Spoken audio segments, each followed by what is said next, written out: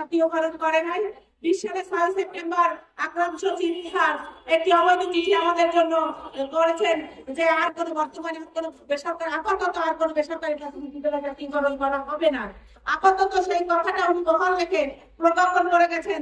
তারপর আর কোনো আমাদের জন্য করে নাই। অন্তর্বর্তীকালীন সরকার ছাত্র গণঅভ্যুত্থানের যে সরকার গঠন হয়েছে, আমরা তখন অধিদপ্তরে অবস্থান নিয়েছি, সচিবালয়ে অবস্থান নিয়েছি, প্রেস ক্লাবে অবস্থান নিয়েছি। অধিদপ্তরে আমাদের 3000-এর অধিক শিক্ষকরা এসেছিল।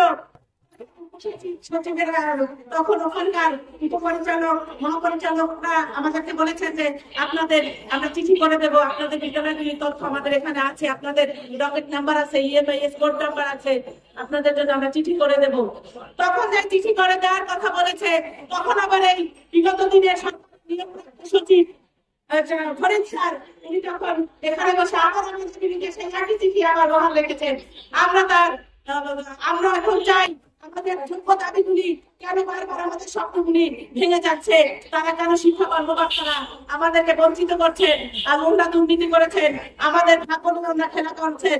আমরা চাই বর্তমান অন্তর্বর্তীকালীন সরকার প্রধান উপদেষ্টার কাছে আমাদের একটি চাওয়া, আমাদের যোগ্য বিদ্যালয়গুলি দ্রুত জাতীয়করণের আওতায় নিয়ে আসবেন এবং আমাদের এই শিক্ষকদের রাজপথ থেকে কর্মস্থলে ফিরিয়ে নিয়ে যাবেন। ধন্যবাদ।